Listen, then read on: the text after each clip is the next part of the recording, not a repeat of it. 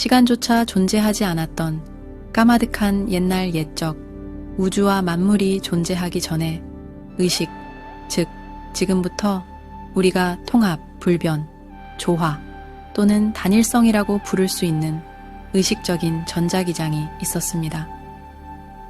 우주의 근원 의식인 유니티가 어떻게 존재하게 되었는지는 우리가 결코 알 수 없는 진정한 미스터리입니다. 하지만 이것은 세상 최초의 의식체로서 자신의 본성을 탐구하기 시작했습니다.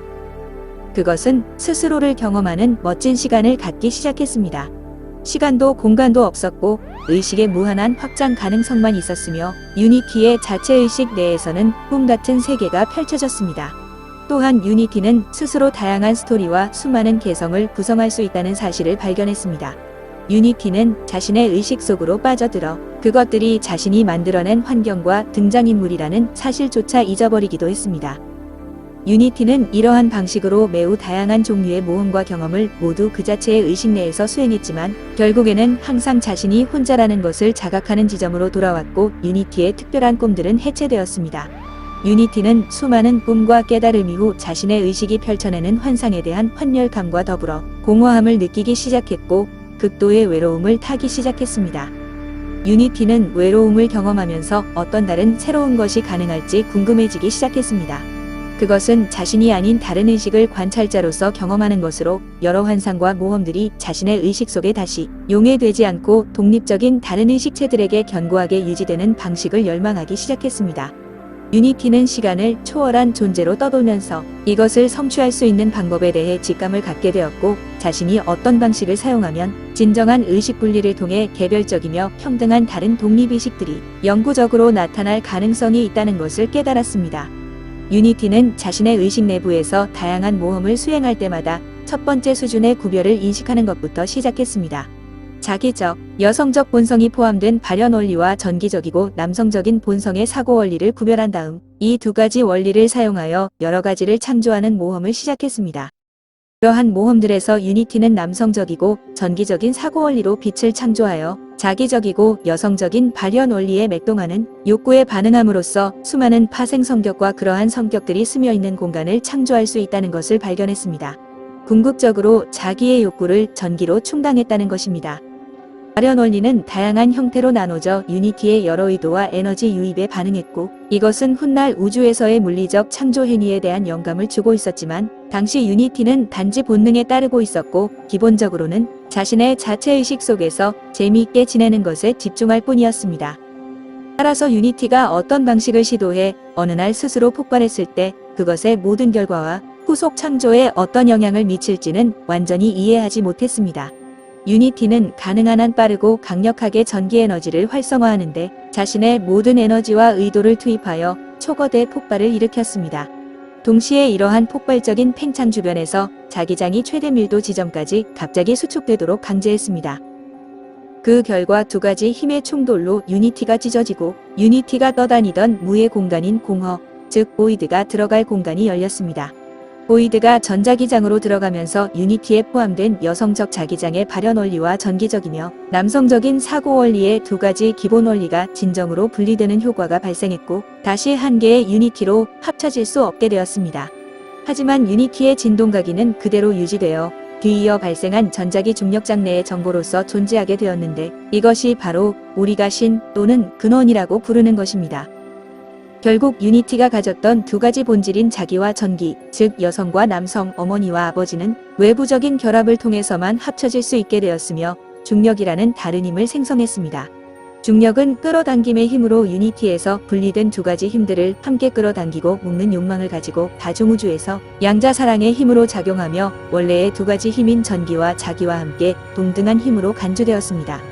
유니티의 대폭발은 초기 우주의 가스, 먼지, 분자 및 화학물질과 같은 생명의 기본 구성 요소를 생성했을 뿐만 아니라 두 가지 별개의 성격, 즉 더 많은 자기 에너지를 가진 음의 어머니와 더 많은 전기 에너지를 가진 양의 아버지 성격을 낳아 우주에는 음양의 법칙이 존재하게 되었습니다. 빅뱅의 코어에 가장 가까이 남아있던 자기적 본질은 어머니로 깨어났고 어머니는 본능적으로 더 많은 빛, 그러니까 많은 전기 에너지를 자신 안으로 끌어들이기 시작하여 창조의 첫 번째 구체를 형성했습니다. 그러나 이런 극적인 생명의 폭발에는 불행하고 예측하지 못한 결과가 있었고, 그 결과는 근본적으로 우리가 오늘날 처한 상황을 반영합니다.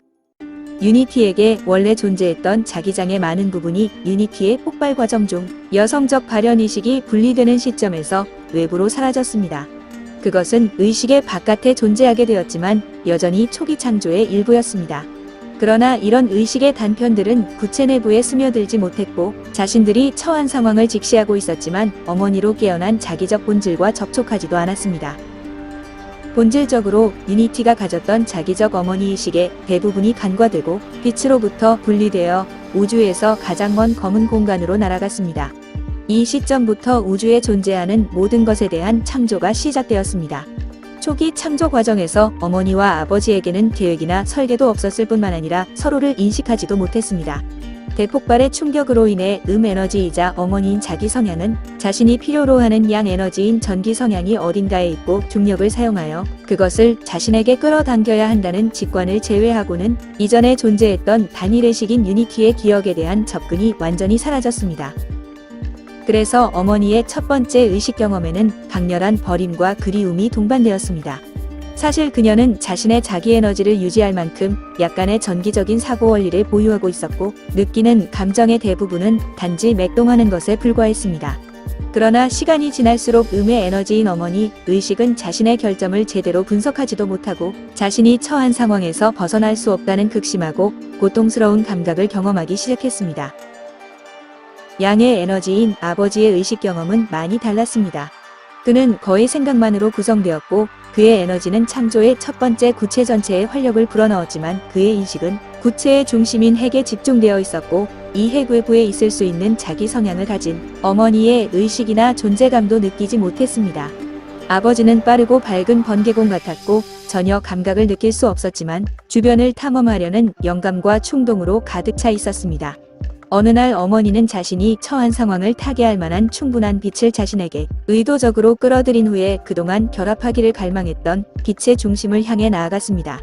그러나 상대적으로 짧은 존재 기간 동안 이미 많은 고통을 겪은 그녀는 머뭇거리며 그 빛의 가장 밝은 곳, 가장자리를 맴돌며 자신이 빛으로부터 안전한지 확인하기 위해 조심스럽게 경계를 탐색했습니다.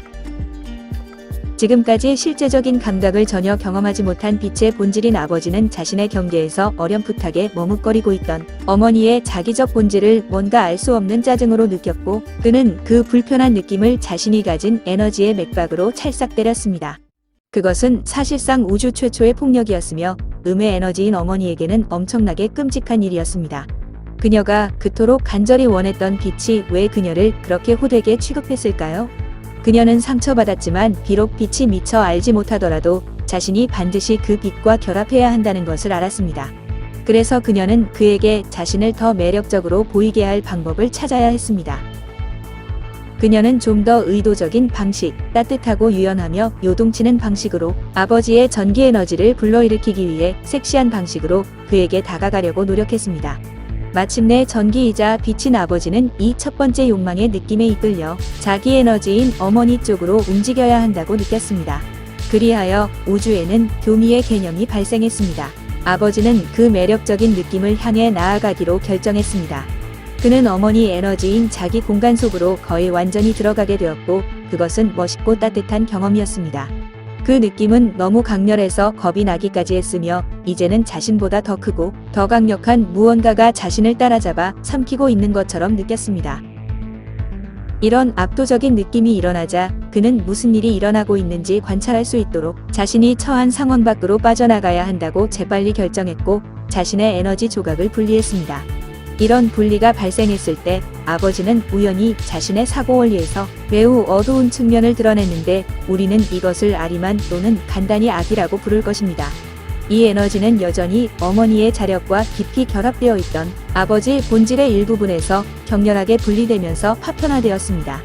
파편은 어머니와 아버지의 신성으로부터 격렬하게 분리되어 에너지 파편이 갈 수 있던 유일한 곳인 공허 속으로 들어갔습니다. 독자적인 자체 의식을 가진 에너지 파편 아리마는 이성적이고 냉정하며 초연했지만 곧 트라우마적인 분열의 결과를 괴로워하기 시작하면서 자신의 본질이었던 아버지와 어머니에 대한 거대한 증오심과 두려움을 품게 되었고, 결과적으로 아리마는 그 이후로 우주의 여러 창조물을 왜곡하고 고문하면서 모든 것을 파괴하기 위해 최선을 다해왔습니다.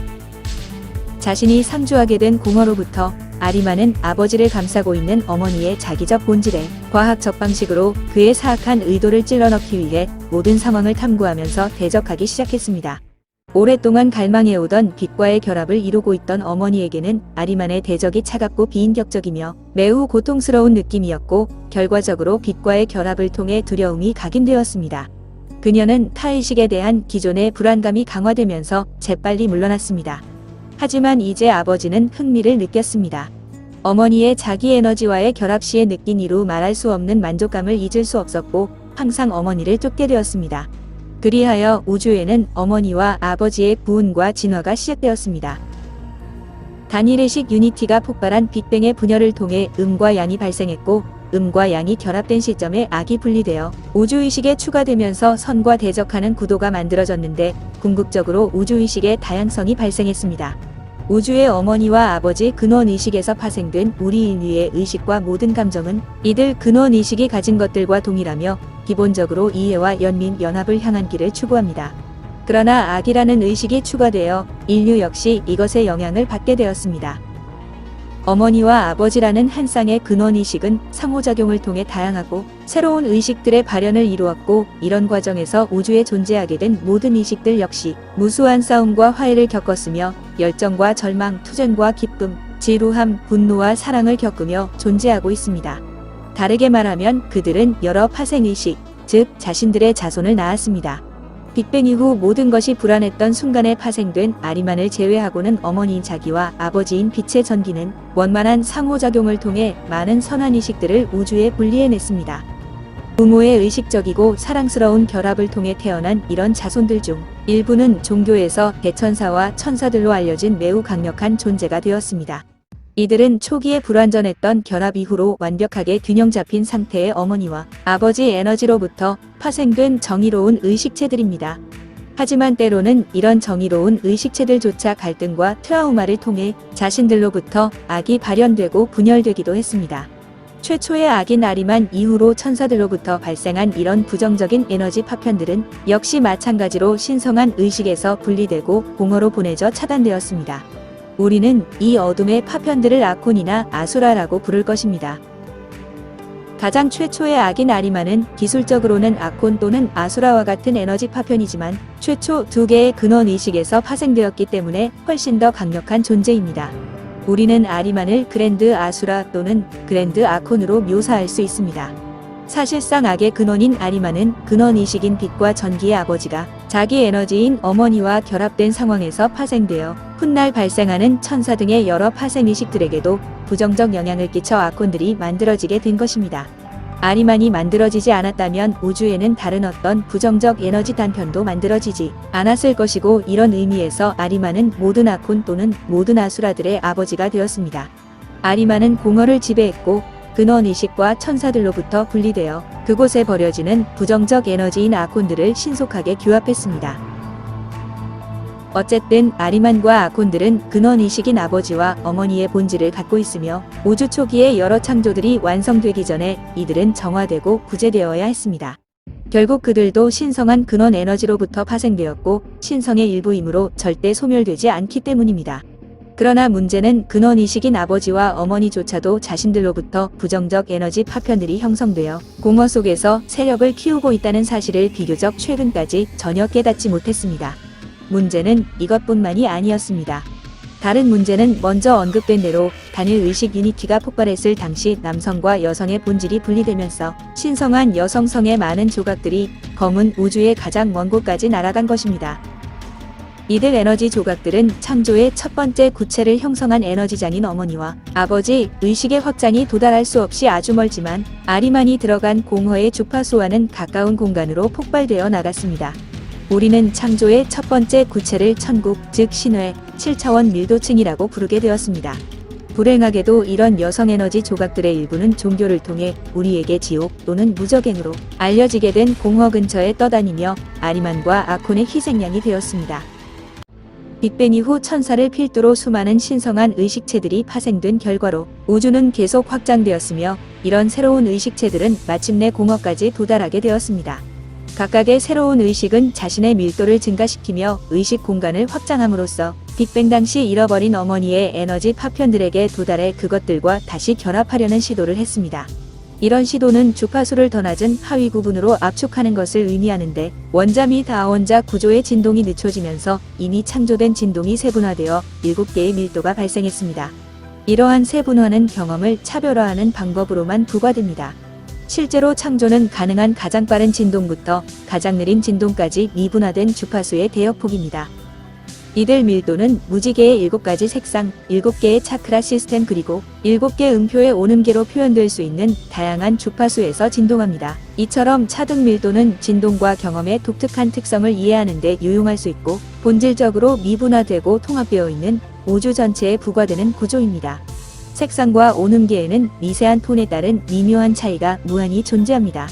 우리 인간의 가장 본질적인 형태는 바로 신성한 근원의식이자 신격의 빛으로부터 파생되어 7밀도층을 거치면서 창조의 가장자리까지 빛을 발하고 있는 의식적인 빛의 광선입니다.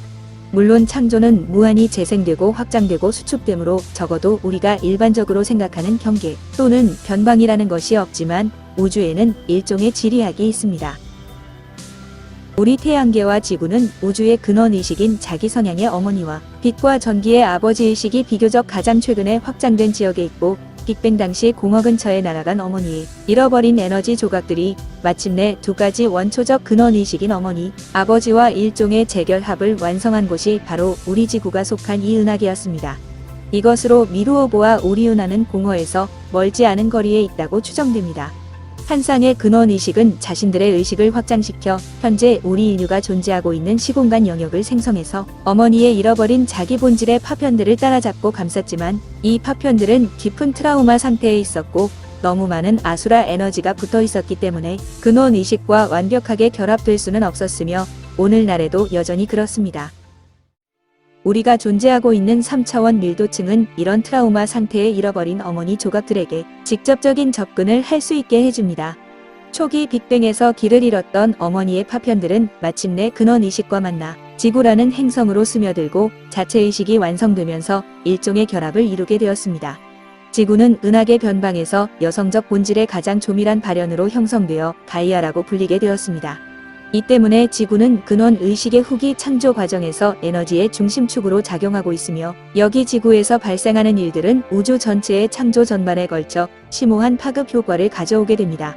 그러나 본질적으로 아콘의 수중에 들어갔었던 어머니의 잃어버린 에너지 파편들의 집합체인 가이아 지구는 아수라, 즉 아콘 에너지의 간섭과 영향을 받고 있습니다. 가이아가 받은 빅뱅 당시의 트라우마와 상처는 3차원 밀도의 지구라는 자연 환경에서 인간과 동식물의 생물의식 발전이 이루어지고 모든 것이 어우러지는 과정을 통해 사랑과 이해로 치유되어야 합니다. 일단 아콘의 간섭을 극복하고 가이아가 치유되기 시작하면 우주의 모든 것이 상호 연결된 홀로그램 특성을 통해 단일의식 유니티에 불완전했던 우주 창조 전체가 치유될 수 있게 될 것입니다. 가이아가 스스로 어느 정도 치유되면 한 쌍의 근원 의식에서 방출되는 치유의 빛이 마침내 잃어버린 어머니 에너지에게 직접 도달함에 따라 아콘 에너지의 영향력 아래에 있는 가이아로부터 우리 인류에게 전달된 부정적 에너지와 트라우마도 치유되게 됩니다. 그리고 마침내 아리만이 장악해서 지옥으로 변한 공허가 들어가 있는 공간도 닫히게 됩니다. 이러한 치유 과정이 완료되면 다시 한번 전체 다중우주를 품는 진정한 유니티가 존재하게 될 것입니다.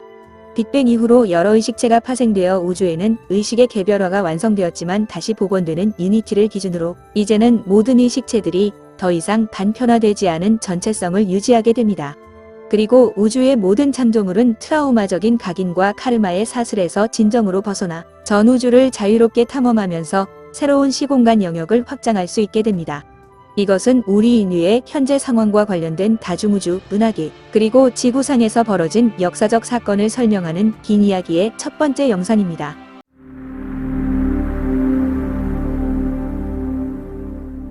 지금부터 저는 유니티에 의해 창조된 세계를 그냥 우주가 아닌 다중우주라고 부르겠습니다.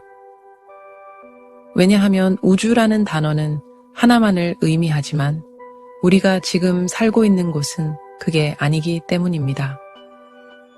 창조의 지리학에는 우리가 이런 다중우주를 이해하는 데 필요한 구분이란 것이 존재합니다. 인류의 과학자들은 현실의 기초가 본질적으로 홀로그램적이고 양자적이라고 제안했습니다. 즉, 현실이란 것은 가장 작은 분자 수준에서 우리가 관찰 가능한 현실을 형성하고 우리의 행동과 의도에 반응하는 가변성 홀로그램입니다. 홀로그램에서 가장 작은 조각은 전체에 존재하는 모든 정보를 포함합니다.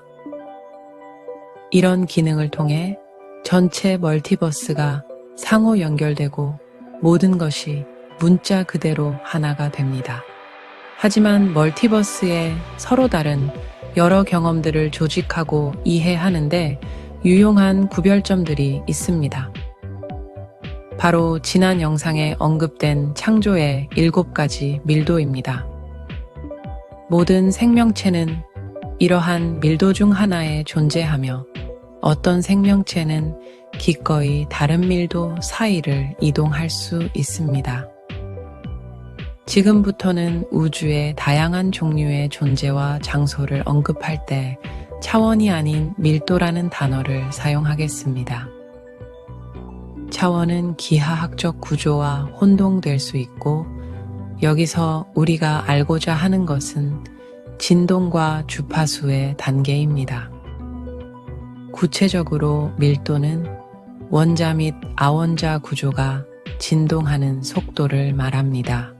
또한 이것은 단 하나의 옥타브 내에서 이루어지는 진동 경험의 구분을 표현한 것입니다. 한 옥타브 내에서 가장 빠른 진동에 도달하면 그것은 다음 옥타브의 가장 느린 진동이 될 수 있으며 이런 방식으로 계속됩니다. 밀도에 대한 다음 설명은 하나의 법칙에서 나온 것입니다. 1차 밀도는 지구와 무르식의 밀도입니다. 바람과 불이 원초적 혼돈에서 나오는 의식의 첫 번째 수준이며 1차 밀도는 모든 후속 의식의 출현을 지원합니다. 2차 밀도는 식물과 동물 의식의 밀도이고 양성생식의 기원입니다. 언니는 너무 더워서 집에 갔고 저는 동생입니다. 이 밀도에 있는 존재들은 무한함을 향해 의식을 넓히거나 빠른 진동으로 나아가려는 열망이 없이 단지 존재할 따름입니다. 배추와 토끼는 영적인 추구자도 과학자도 아니라 그저 존재할 뿐입니다. 3차원 밀도는 자의식 또는 자각의 밀도로 사실상 지구에 있는 인류는 이 3차원 밀도 수준에서 의식을 경험하도록 설계되었습니다. 이것은 마음, 신체, 영을 갖춘 복합체의 출현을 뒷받침하는 첫 번째 수준이고 바로 우리입니다. 우리는 생각하고 갈망하고 성장하고 의식을 진화시키면서 스스로를 발견하는 영원불멸하는 영혼을 가진 사람들입니다.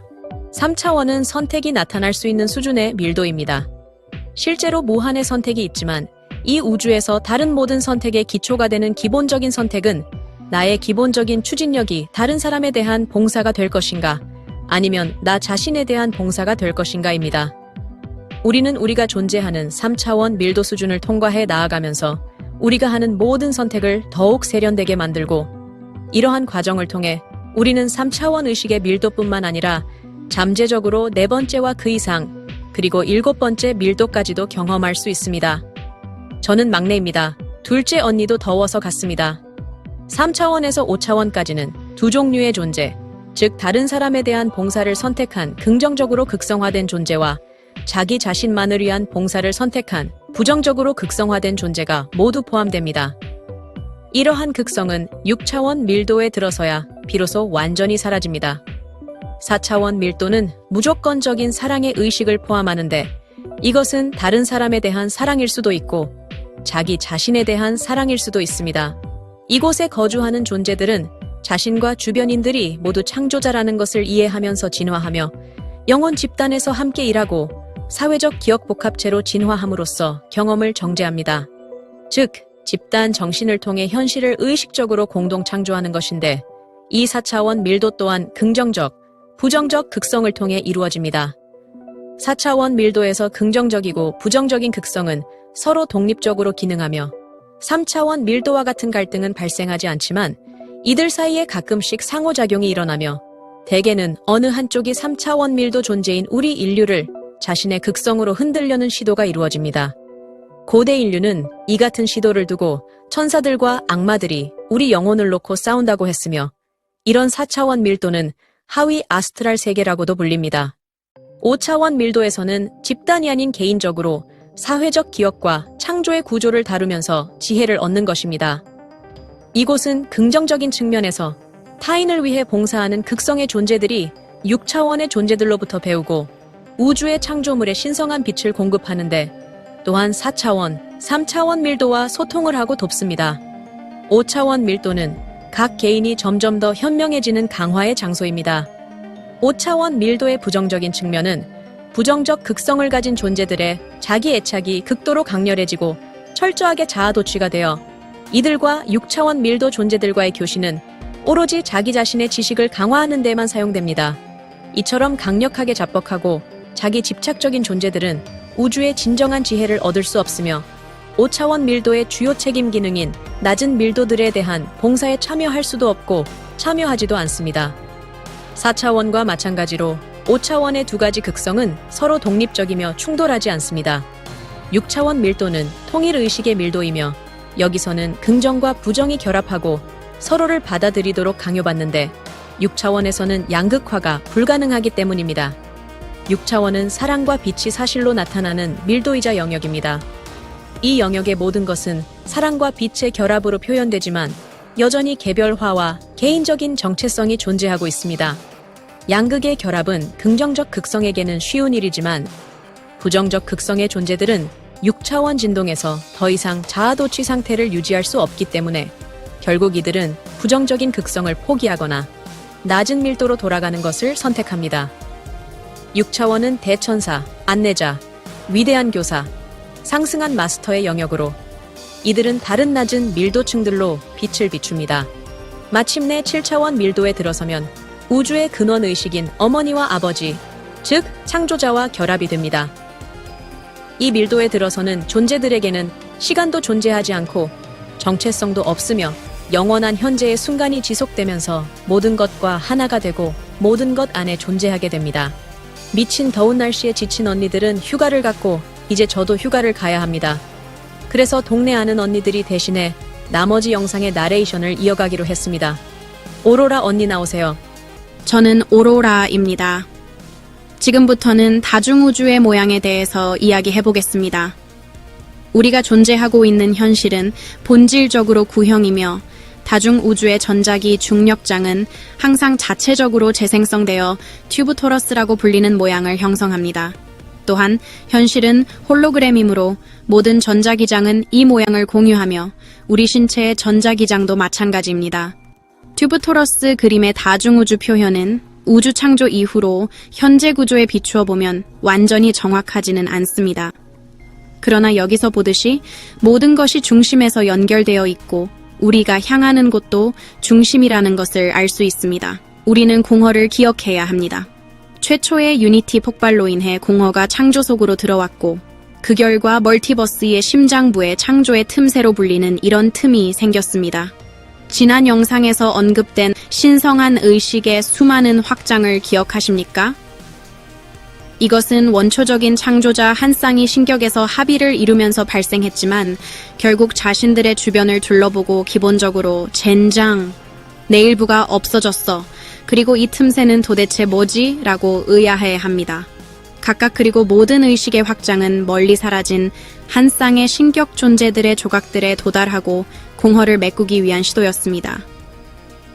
아이러니하지만 유니티의 폭발로 전자기장으로 들어온 공허는 상실된 신격 본질의 조각들을 수용하게 됨으로써 이 우주가 창조된 상태에서만 존재할 수 있게 되었습니다. 그동안 의식의 수많은 확장과 여러 우주가 있었지만 그 어느 것도 창조의 틈새를 메우지 못했습니다.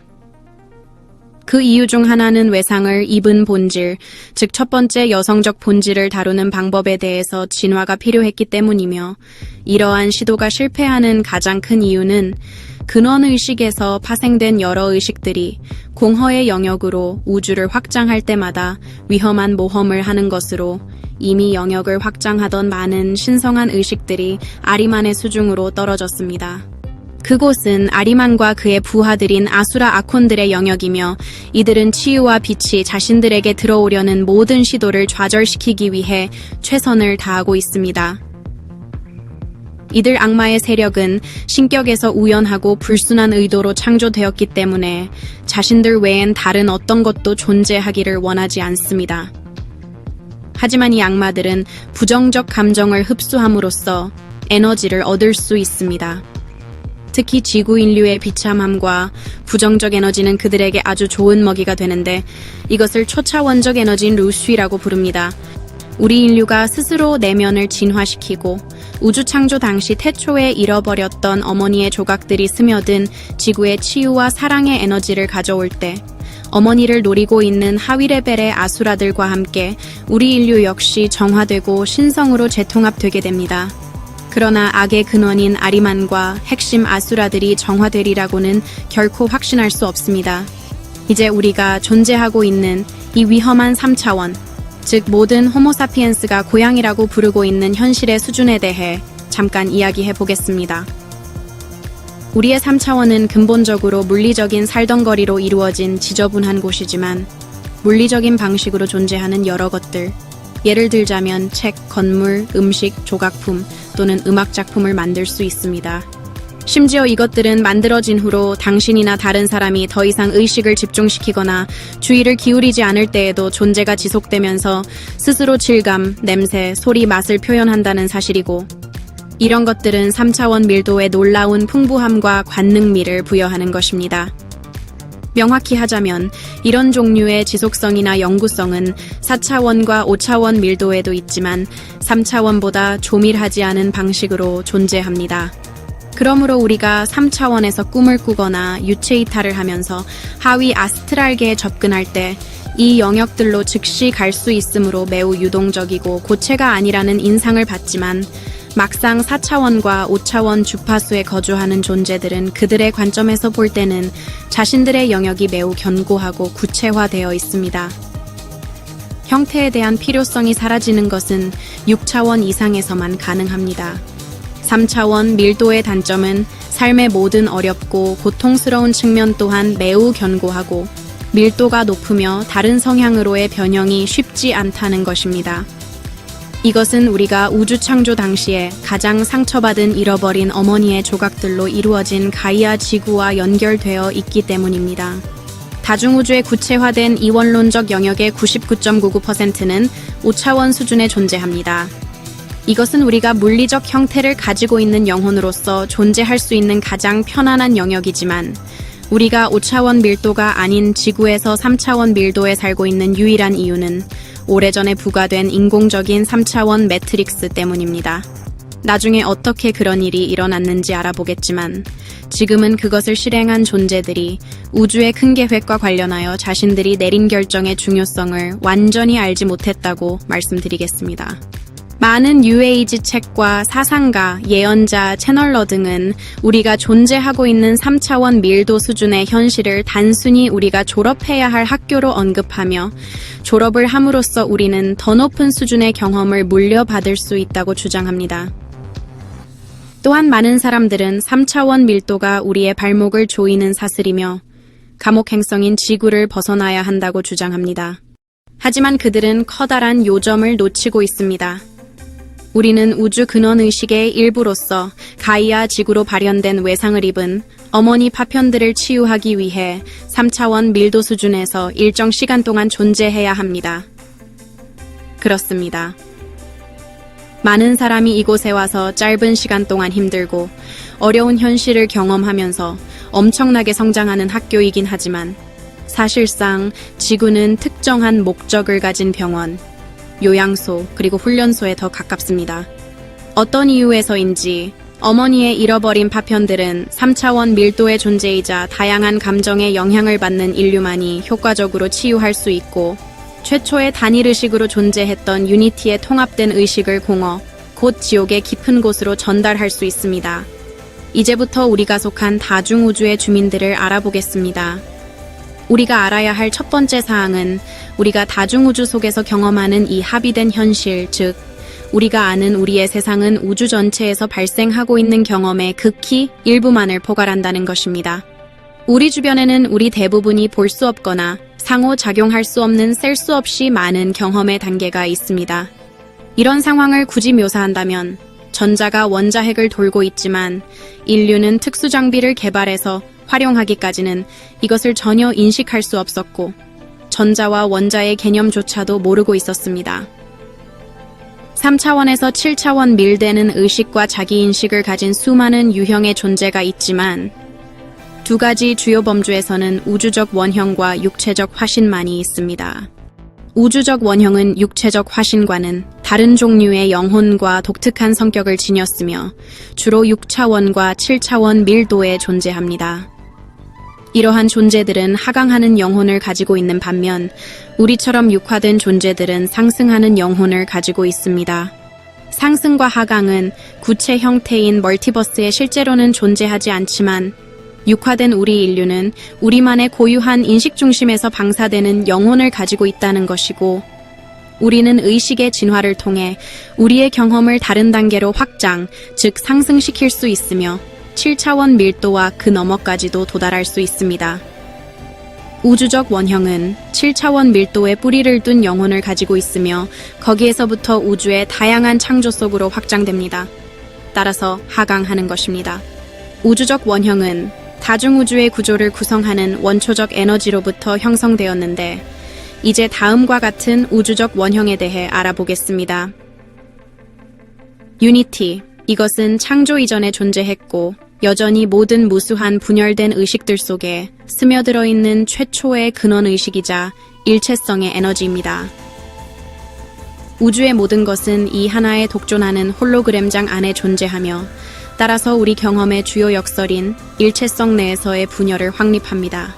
두 번째로 최초의 의식 에너지인 유니티에서 파생된 두 가지 근원의식인 어머니와 아버지의 에너지입니다. 우리 인류는 이들 두 개의 의식을 여신과 신이라고도 부르지만 저는 어머니와 아버지라는 용어를 사용합니다. 이들은 원초적인 여성성과 남성성의 원리이며 유니티가 폭발하면서 생긴 결과물입니다.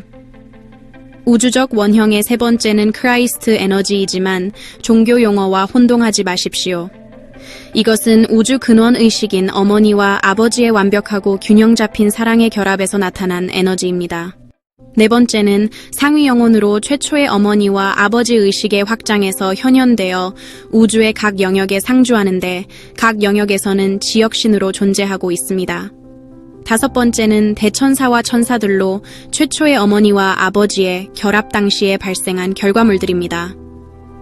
마지막으로 아수라와 악마는 다양한 우주적 원형들이 부정적 성향으로 인해 신격에서 거부된 것들이고 여기에는 최초의 어머니와 아버지로부터 부정적 에너지가 파편화된 것들도 포함되며 지난번에 언급한 대로 이들은 그랜드 아수라 또는 그랜드 아콘입니다. 이제 육체적 화신에 대해 알아보겠습니다. 상승하는 영혼을 가진 수많은 종류의 육체적 화신들은 주로 3차원부터 6차원까지 무수한 형태로 존재합니다. 육신의 4가지 기본 유형은 다음과 같습니다. 첫 번째는 인간형으로 최초의 인간 유형은 약 4억 2,700만 년 전 라이라에서 창조되었습니다. 현재 우주에는 인간형의 많은 변형들이 존재하고 있지만 인간을 구별하는 가장 중요한 것은 DNA로 자체 발현 기능이 포함되어 세대를 거쳐 끊임없이 진화하고 돌연변이가 나타납니다. 두 번째는 파충류 랩틸리언으로 우주의 주요 생명체입니다. 이들은 인간형보다 훨씬 오래전부터 우리 지역 우주에 존재하고 있습니다. 파충류는 포유류인 인간형보다 훨씬 더 안정적인 DNA를 가지고 있어서 시간이 지나면서 스스로 최소한으로 진화하거나 돌연변이 됩니다. 그리고 파충류는 유전자 조작 방법을 알아낸 매우 똑똑한 파충류 과학자들을 배출했고, 그 결과 많은 파충류 변종과 클론들이 생겨났습니다. 세 번째는 교배종, 즉 하이브리드 종들로 우주에서 문명 간의 상호작용과 공진화, 그리고 시간이 지남에 따른 의도적인 유전자 조작으로 인해 우주의 두 가지 주요 종인 인간과 파충류가 섞인 하이브리드 종을 비롯해 수많은 교배종들이 만들어졌습니다. 우주의 하이브리드 종에는 객과 고양이과 조류, 곤충류, 거미류, 수생 및 양서류, 그리고 무수히 많은 생물종이 포함되어 있습니다. 네 번째는 특별한 기타 종들로 우주의 많은 종족들 중 특별한 개체들이 시간이 지나면서 자신의 의식을 진화시켜 육체가 없이 의식만으로 존재할 수 있는 수준까지 도달했습니다. 이들은 육체적 화신이 최종 단계로 스스로 발전, 진화한 것으로 스스로 물리적 몸을 형성할 수도 있고, 단순히 빛으로 나타나기도 하며 몇 세기 동안 나무로 존재하고 있는 경우도 있는데, 심지어 항성과 행성에 스며든 영혼이 될 수 있습니다. 이러한 존재들은 일반적으로 천사들과 같은 밀도 차원에 머물며 자신들의 빛과 지식을 낮은 밀도들로 보내는데, 이러한 이유로 천사들과 혼동되기도 합니다만 이들은 여전히 상승하는 영혼을 가진 존재들입니다.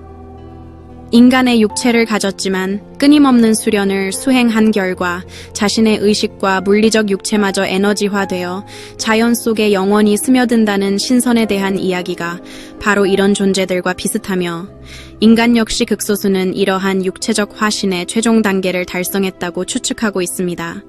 긴 영상 지루하셨지요? 다음 영상부터는 우주 문명의 역사가 시작됩니다.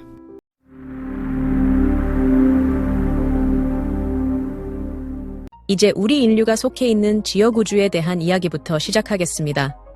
이 지역은 우리가 살고 있는 다중 우주의 다중 밀도, 무한히 재생되는 튜브 토러스 양파 형태, 우주의 가장 바깥쪽 층입니다. 모든 날짜는 지구 기준이며 대략적으로 137억 5천만 년 전에 어머니와 아버지의 근원의식 확장을 통해 우리 지역 우주가 생성되었습니다. 우리 지역 우주의 최초 주민들은 우주의 다른 계층 출신으로 고도로 진화된 영혼들의 집단이었는데, 그 중에는 파아탈이라고 불리는 존재들이 있었습니다. 이들은 대천사 집단 소속 6차원 밀도의 빛존재로 시공간으로 이루어진 이 새로운 영역에서 생명의 발전을 감독하는 임무를 자원했습니다. 수십억 년 동안 그들은 마치 우리 인간들이 정원을 가꾸듯이 우주 법칙을 개발하고 은하계, 항성, 행성을 세밀하게 보살펴왔으며, 모든 것들이 최초의 창조자들이 원하는 방향으로 존재하면서 진화할 수 있도록 적절한 원시적 요소가 혼합되도록 했습니다. 그리고 이들은 만약 궤도에 조화가 필요하다면 중력적 넛지를 주고, 지나치게 팽창하는 별에서는 에너지를 빨아들이고 우주의 운송 시스템인 웜홀을 구축하는 등의 작업을 합니다. 이런 일상적인 것들은 파아탈 존재들이 맡은 임무들의 가장 쉬운 부분일 뿐이었고, 가장 어려웠던 부분은 자발적인 진화와 돌연변이가 가능하고 3차원 형태이면서도 7차원의 통일의식을 지원할 수 있는 DNA 분자를 설계하는 것이었습니다. 우리 지역 우주의 전체적인 계획과 목적은 의식적 생명체가 생존하면서 근원의식과 연결될 수 있는 조건을 만드는 것이었으며, 마침내 인간형 생물이 3당의 밀도인 지구에 구현된 것입니다. 지난 영상에서도 잠깐 언급했습니다만 이것은 오늘날 인류에게 중요한 정보입니다. 왜냐하면 많은 뉴에이지 운동가들은 3차원 밀도가 우리가 탈출해야 할 감옥이라고 열변을 토하기 때문입니다. 하지만 실상은 3차원 밀도야말로 근원의식인 어머니의 상처에 직접적으로 도달하여 치유할 수 있게 해주는 치료센터에 더 가깝습니다. 우리 영역 우주 이전, 다른 우주 영역에도 3차원 밀도의 존재를 창조하려는 시도가 있었습니다. 이 시도는 제대로 된 준비 없이 시작되었는데 결국 그 지역은 타락한 우주가 되었고, 공허 속의 파괴와 악의 세력인 아수라와 악마가 지배하는 시공간 영역으로 편입되었습니다.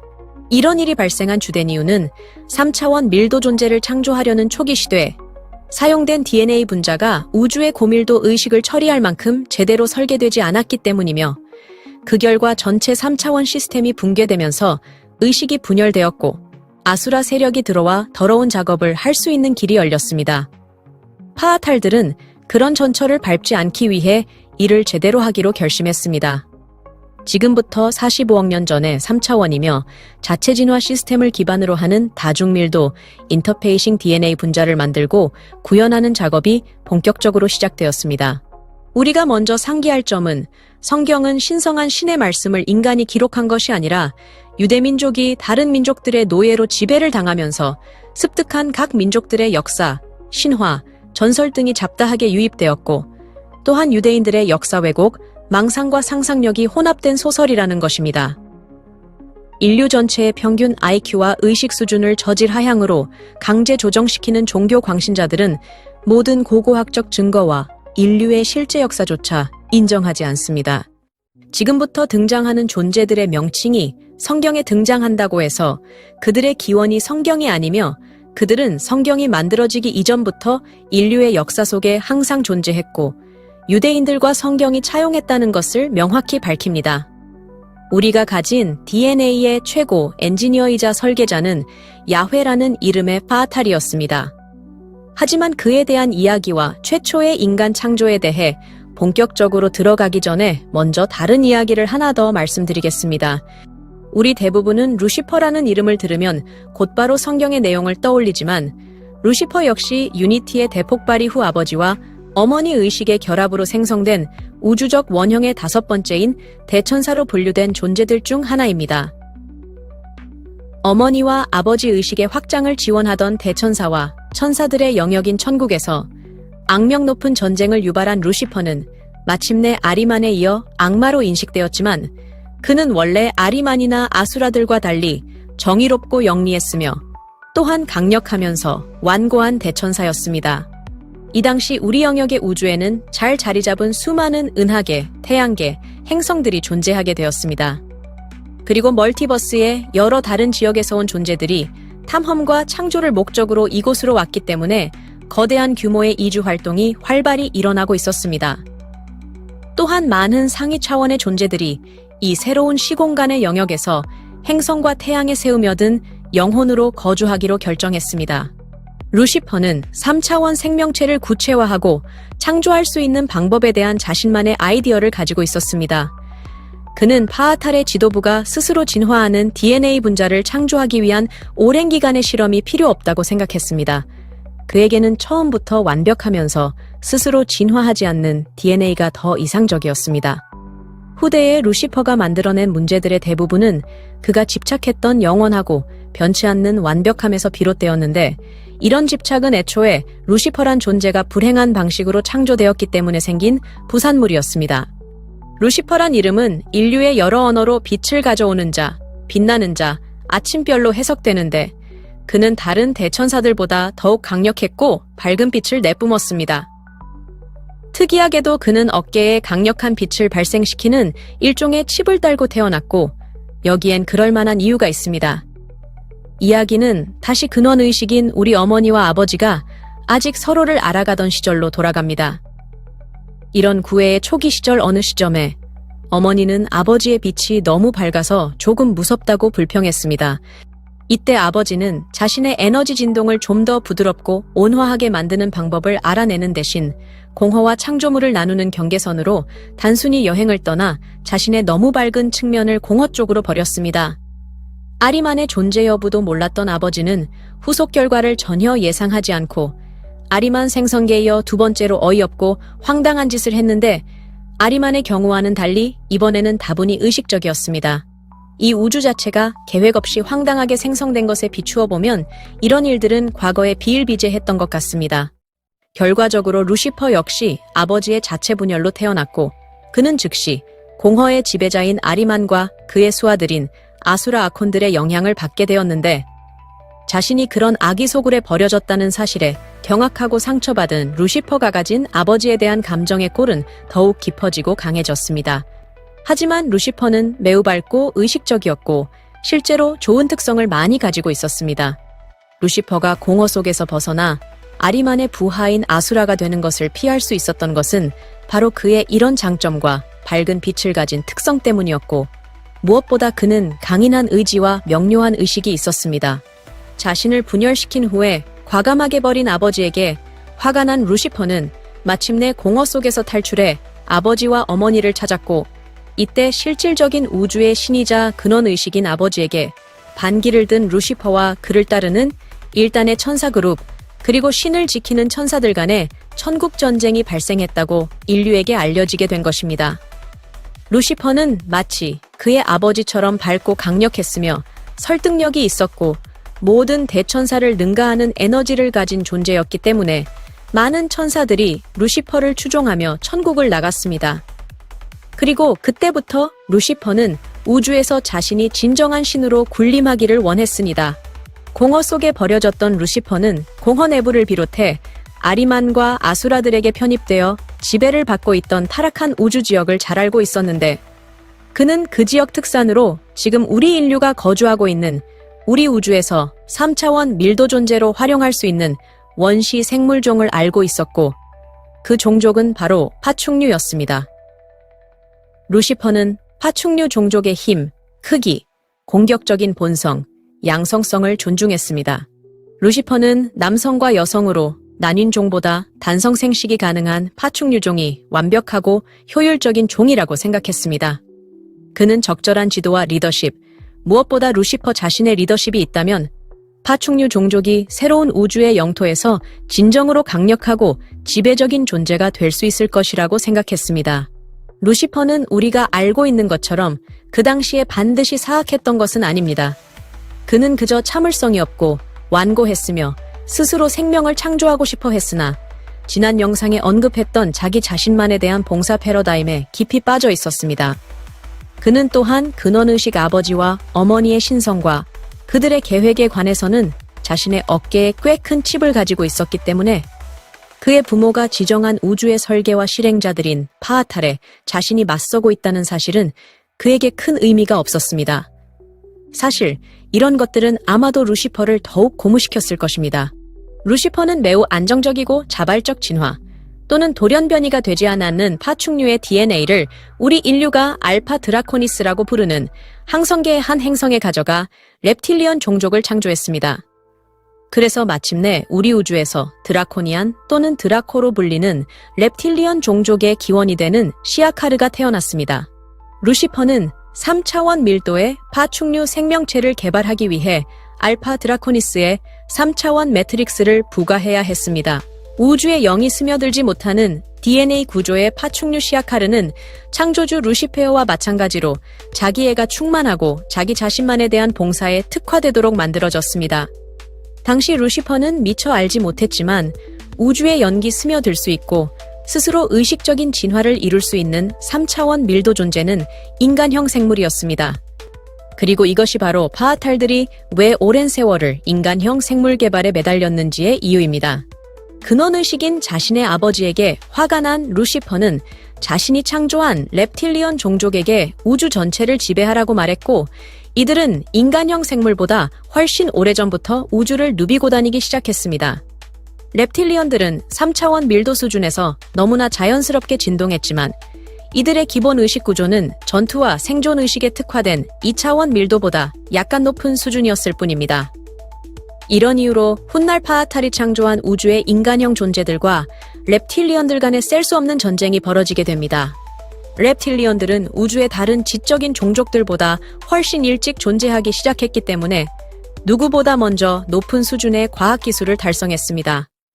본질적으로 그들은 우주를 탐험하기 시작하면서 어디를 가든지 자신들만의 3차원 매트릭스 경험을 가지고 다녔고, 그들의 의식이 경험하기에 가장 편안한 주파수였습니다.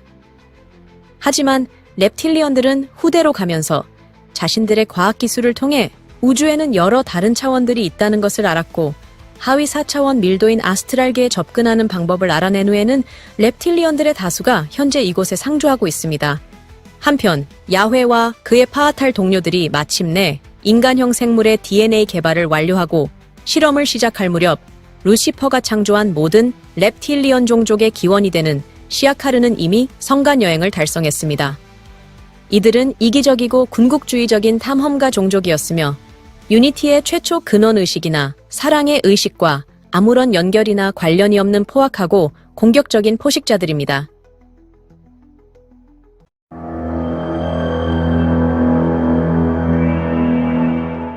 40억 년 전 루시퍼가 알파 드라코니스에서 레필리언을 개발하던 거의 같은 시기에 야훼와 일단의 파아탈은 라이라 항성계의 가스와 먼지로 구성된 행성에 상주하고 있었습니다. 이들은 당시 6차원 밀도에 존재하고 있었기 때문에 가스 행성에서 존재하는 것이 문제되지는 않았지만 자신들의 진동을 5차원 밀도 상태로 바꾸면서 같은 라이라 항성계 내에 5차원 밀도를 가진 행성으로 이주하여 자신들이 만들려는 5차원 밀도의 창조물과 동일한 조건을 경험하기로 했습니다. 빛으로 이루어진 신체와 의식의 가장 적절한 진동 상태는 5차원이며 우주에서 창조된 존재들의 대부분이 5차원에 머물고 있지만 아버지 근원의식은 파아탈에게 어머니 근원의식의 상처를 치유하기 위해 원초적이고 원시성이 다분한 3차원 밀도를 창조하라는 지시를 내렸습니다. 따라서 파아탈은 그 행성에 3차원 매트릭스를 부과했습니다. 파아탈 자신들이 3차원 매트릭스 시스템과 상호작용하기 위해 최초에 형성한 신체는 살과 뼈로 만들어진 육체가 아니라 플라스마로 만들어진 빛의 신체였으며 이를 통해 3차원 세계와 상호작용할 수 있었습니다. 파아탈에게 3차원 밀도는 플라스마 형태로 오랫동안 버티기에는 너무 불편했지만 마침내 동물과 식물계를 개발하기 위한 적절한 구성 요소를 행성에 심으면서 DNA 분자를 개발했는데 이것이 오늘날 우리가 알고 있는 이중 나성조를 가진 DNA입니다. 파아탈의 최종 목표는 살과 뼈로 이루어진 3차원 수준에서도 고주파 의식이 존재할 수 있는 DNA 부자를 만드는 것이었고 그러기 위해서는 훨씬 더 복잡한 12가닥의 DNA 분자가 필요했습니다. 그래서 파아탈들은 한 행성에 새로운 연구실을 창설해 정착했고 그 행성에 에딘이라는 이름을 붙였습니다. 야훼와 그의 파아탈 과학자들이 수행한 이러한 생물 창조에는 약 35억 년이 걸렸습니다.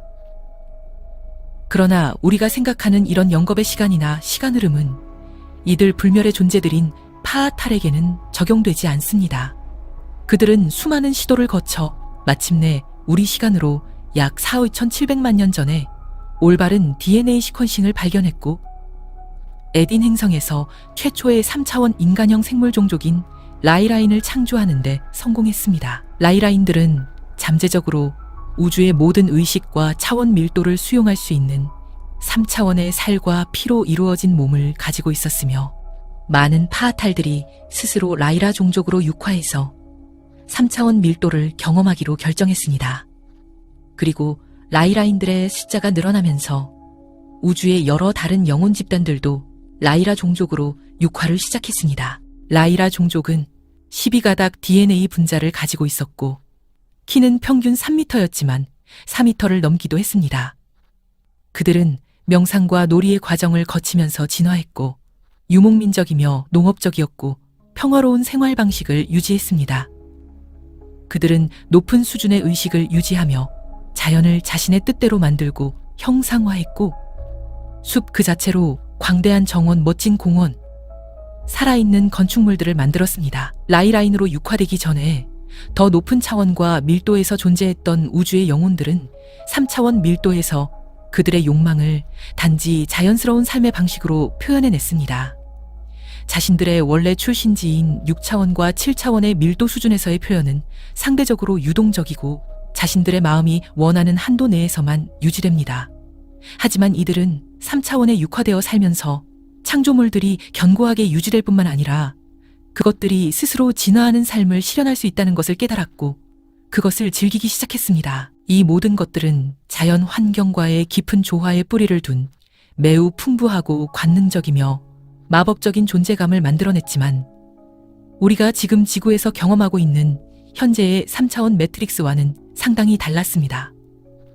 무엇보다 스스로 라이라인으로 육화된 창조자 파아탈의 대다수는 다채롭고 풍부한 3차원적 육체적인 경험에 매우 매료되었습니다. 라이라 종족은 우리 인류와 비교하면 매우 긴 수명인 수천 년을 살 수 있었고 반복적으로 환생하여 라이라 종족의 3차원 물리적 신체와 5차원 파아탈의 영원한 빛의 신체를 합체하는 과정을 완성했으며 그들 중 일부는 더 이상 물리적 경험을 하기 위해 죽고 환생할 필요가 없을 때까지 그런 과정을 반복했습니다. 전체 라이라인들 중 파아탈이 육화된 존재들은 라이라 문화를 발전시키는 영적 지도자가 되었고 상승한 마스터로 알려진 존재들로 이루어진 우주 영그룹의 핵심을 형성했습니다. 그리고 여러분, 이제 에덴 동산 신화의 뿌리와 성경의 그 유명한 뱀에 대해서 말씀드리겠습니다. 대부분의 사람들이 모르는 점은 에덴 동산 신화가 지구에서 벌어진 사건이 아닌 까마득한 초고대 시기에 다른 행성에서 발생된 사건의 메아리라는 것입니다. 수억 년 동안 루시퍼가 창조한 렙틸리언 드라코 종족은 우리 멀티버스의 행성들을 끊임없이 탐험하면서 식량과 자원을 찾아 돌아다녔습니다. 원래 그들은 자신들이 최초로 창조된 알파 드라코니스로부터 활동 영역을 계속 멀리 확장했는데, 드라코 종족은 자신들이 점령한 행성들의 자원을 재빨리 낭비하면서 소진하는 경향이 있었기 때문입니다.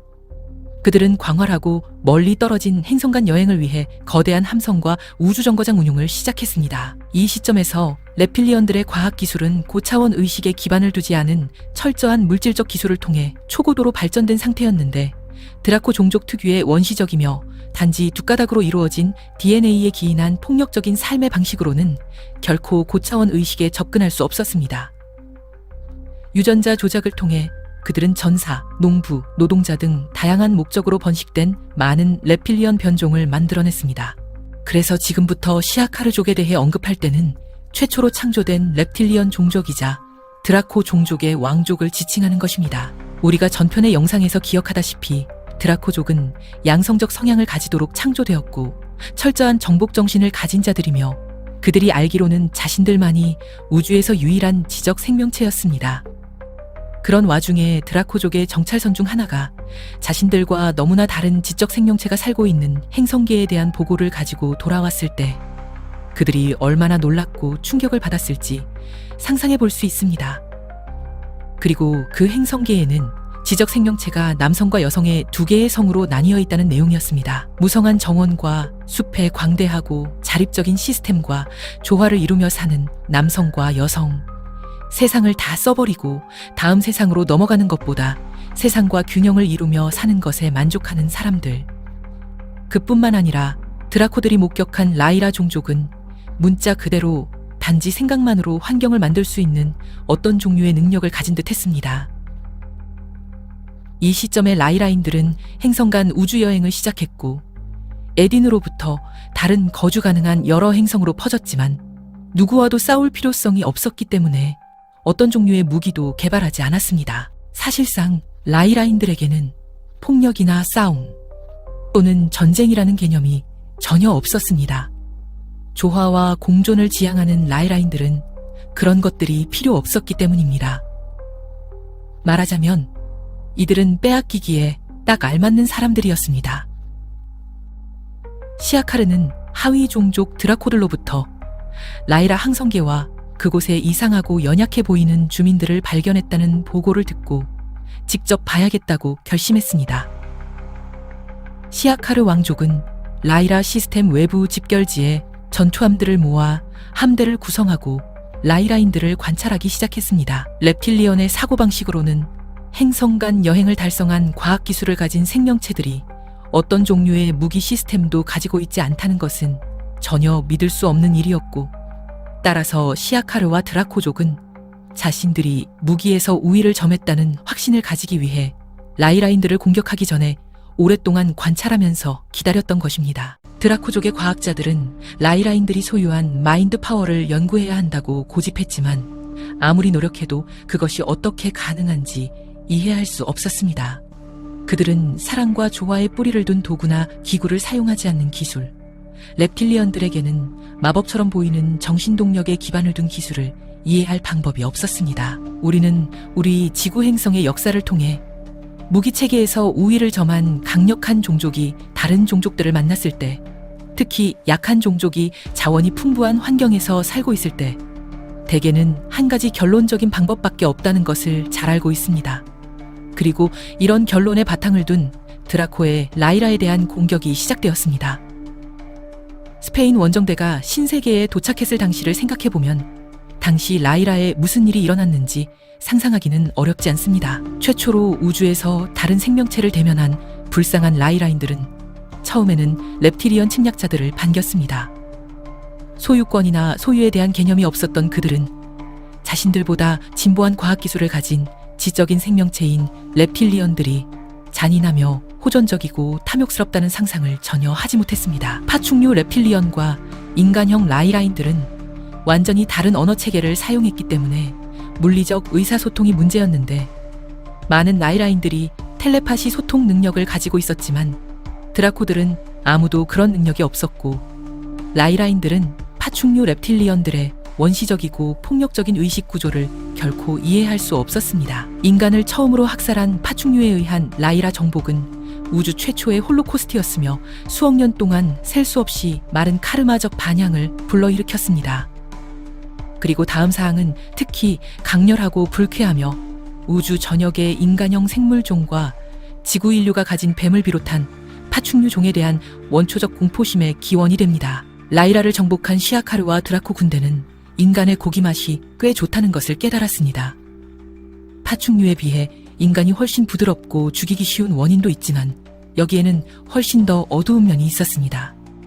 드라코는 인간의 감정, 특히 공포의 감정에서 강렬한 하이를 얻을 수 있다는 것을 발견했습니다.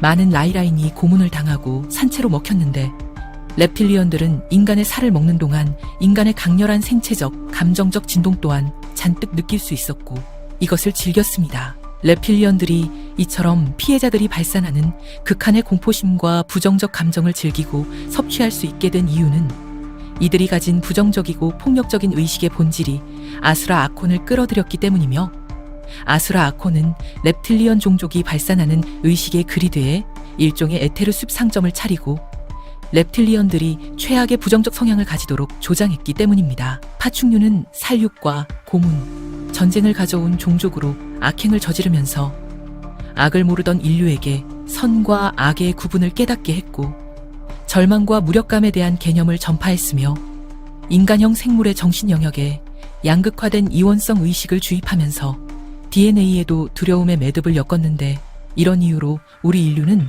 오늘날에도 여전히 이런 것들과 씨름하고 있습니다. 이것이 바로 에덴 동산 벤 이야기의 원래 버전입니다. 파충류 종족의 사륙에서 살아남은 라이라인들은 그들이 가진 유일한 함선, 즉 비교적 느린 행성간 함선을 타고 라이라 항성계를 떠났습니다. 또한 미래의 스스로를 방어할 수 있도록 사이킥 무기와 물리적 무기들을 개발하기 시작했습니다. 많은 수의 라이라인들은 3차원 매트릭스를 뒤로 하고 5차원 공간으로 들어갔고, 생존한 라이라인들은 큰 안도감을 느꼈습니다.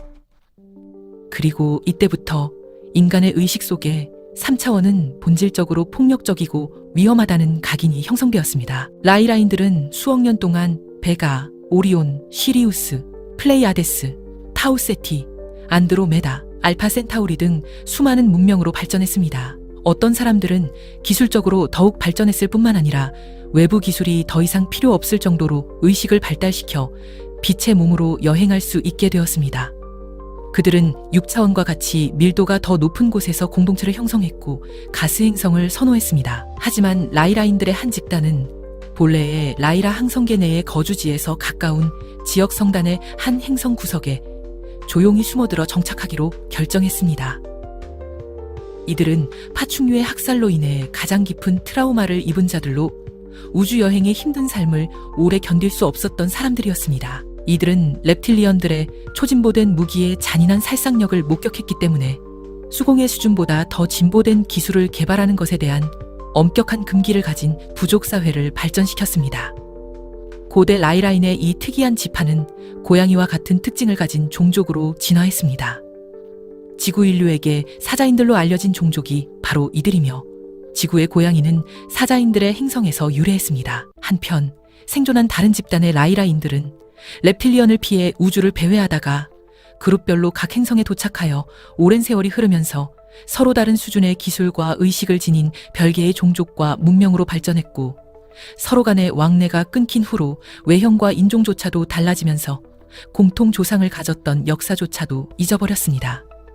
실제로 고대에 무슨 일이 일어났는지 세부 사항을 기억하는 유일한 자들은 렙틸리언 침략 당시 이미 빛의 몸을 완전히 개발하고 통합한 자들, 즉 승천한 마스터들, 멀티버스 내에서 우리 지역 우주를 만든 파아탈 창조자들 뿐이었습니다. 이들 중 다수는 스승과 영적 고문으로서 라이라인들이 새로 정착한 각 행성에 머물렀습니다. 일부는 다양한 종족으로 환생했고 다른 일부는 우주 전역을 여행하며 우리 지구 행성을 포함한 새로운 별과 행성들을 탐험했습니다. 지구를 발견하고 그 풍부하고 다양한 생태계에 기뻐했지만 그들은 또한 지구가 이미 드라코 종족에게 점유되고 있다는 사실을 알게 되었습니다. 라이라를 정복한 드라코 함대는 다른 행성들을 찾아 항상 이동하면서 확장하고 있었습니다. 거대한 함선과 무기 체계를 유지하며 렙틸리언 종족을 먹여 살릴 광대한 농장을 만들고 자원 광산을 확보하기 위해 식민지로 삼을 새로운 행성들을 끊임없이 찾고 있었습니다. 3억 6,500만 년 전에 렙틸리언 함대에서 파견된 정찰선을 조종하던 드라코 종족의 형제 조종사들이 우연히 우리 지구를 발견했습니다. 그들은 지구가 렙틸리언들을 위한 다양한 동물과 가축의 사육 용도에 매우 적합한 후보지라고 판단했습니다. 드라코들의 보고를 받은 시아카르는 지구의 조석 체계를 확립하고 우리 태양계 내의 전진기지와 관측소 용도로 활용할 소행성을 개조해서 지구 궤도에 배치했고 이것이 지구의 달입니다. 달이 가지고 있는 모든 불가사의한 의문점들은 그간 여러 번 언급되었기 때문에 생략하겠습니다만 한 가지 반드시 짚고 넘어갈 당혹스러운 사항은 지구와 태양에 대한 달의 위치가 환상적으로 자기적이라는 것입니다. 달이 태양을 완전히 가릴 수 있는 완벽한 위치에 놓여 있다는 사실은 지적 설계를 고려하지 않는 한 드넓은 우주에서 수학적으로 불가능합니다. 지금부터는 고대 우주에서 벌어진 모든 사건들을 설명하자면 페이지가 수천 장에서 조 단위가 돼도 모자라므로 간략하게 묘사를 하겠습니다. 3억 년 전에 드라코니안 유전공학자들은 지구상에 파충류 번식 프로그램을 실행했고 최초의 파충류가 지구상에 출현하기 시작했습니다. 그리고 2억 5,200만 년 전 파아탈들이 뿌린 유전자들이 지구의 풍부한 자연 환경에 의해 많은 생물종들로 분화되면서 번식을 함에 따라 드라코 과학자들은 통제 불능 상태에 직면했습니다. 이때 드라코 과학자들은 지구 대기의 이산화탄소 농도를 높이고 약한 생물종들을 없애서 가장 강한 종들, 무엇보다 파충류들을 우선적으로 남기기 위해 지구의 소행성을 충돌시켰습니다. 이것이 페름기 트라이아스기 멸종 사건으로 이때 살아남은 파충류들은 결국 수많은 공룡종들로 진화하게 됩니다. 마침내 2억 2,700만 년 전에 공룡이 출현했습니다.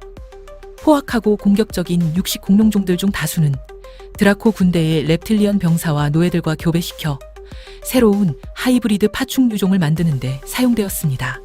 반면 채식 공룡들은 그대로 두고 드라코 종족의 단백질 공급원으로서 점점 더 큰 덩치로 진화하게 놔둡니다. 왜 당시 초식 공룡들의 덩치가 그토록 컸는지 이해할 수 있습니다. 그러나 드라코 과학자들에게는 성가신 풍부한 식물 생명체들이 다시 한번 지구의 산소 비율을 매우 높이고 있었습니다.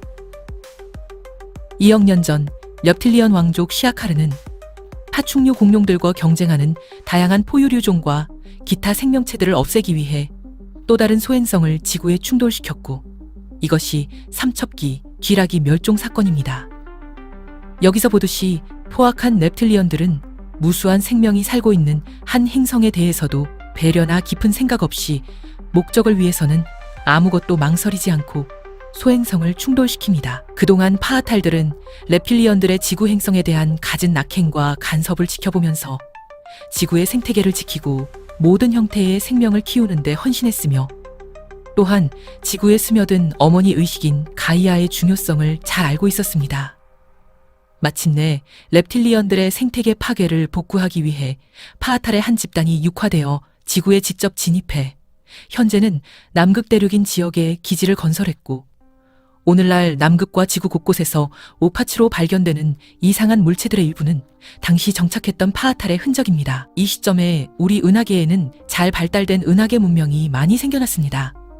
라이라인들의 후손들은 오리온, 시리우스, 베가와 플레이아데스에 정착해 방어와 공격 무기를 발달시키고 서로 간에 무역을 했으며 은하계를 탐험하면서 렙틸리언들이 먼저 선점한 우리 태양계 지역을 조사하기 시작하면서 드라코 군대와 빈번한 충돌이 발생했습니다. 한편 기술을 금기시하고 거부하면서 더욱 원시적인 부족 사회를 지향했던 라이라의 한 지파 주민들과 각 행성에 정착했지만 3차원에 머무르며 폐쇄적인 정책을 펴서 은하계 이웃들에 대해 알지 못한 채 발전해온 종족들은 대체로 불간섭 정책을 따르는 진보된 문명들에 의해 방치됩니다. 그러나 이처럼 3차원에 방치된 세계 중 일부는 양심의 가책이 없는 파충류들에 의해 점령되었습니다.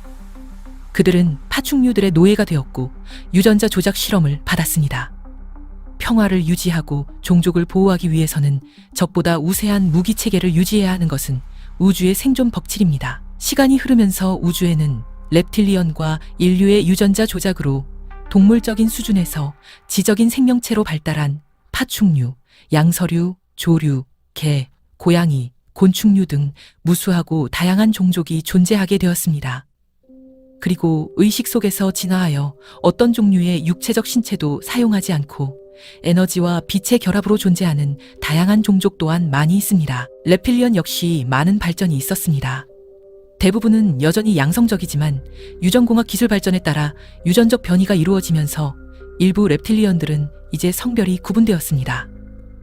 무엇보다 괄목할 만한 성과는 reptilian의 한 집단에서 영적으로 발전할 수 있을 만큼 DNA가 변형되었고 이들에게는 중립적 성향이 발현되었으며 심지어 자비롭기까지 합니다. 대다수 reptilian들의 의식이 여전히 이기적이고 공격적이란 점에서 이것은 우주의 기적이라고 부를 만한 큰 사건입니다.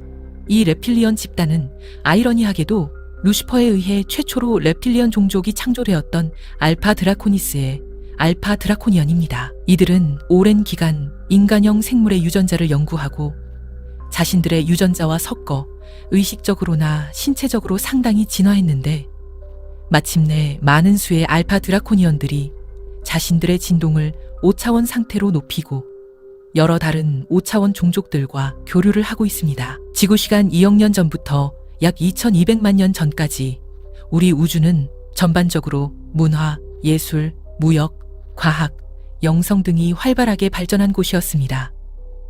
물론 이 기간 동안 수많은 우여곡절과 전쟁, 잔혹행위, 투쟁이 있었지만 전체적인 추세는 항상 발전하고 있었습니다.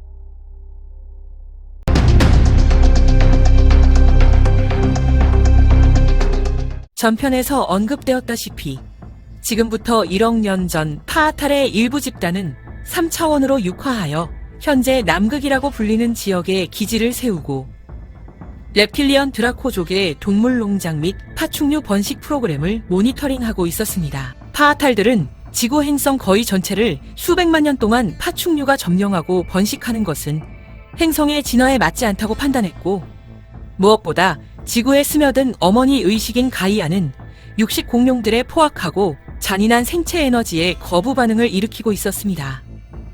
참고로 현대 과학자들의 연구에 따르면 250만 년 동안 현재의 북미 지역에서 약 25억 마리의 티라노사우루스가 존재했고 전체 공룡종은 2468종이나 되었습니다. 마침내 6500만 년 전 파아탈들은 은밀하게 계획을 세운 후에 지구 근처를 지나가던 소행성을 유도해서 충돌시켰습니다.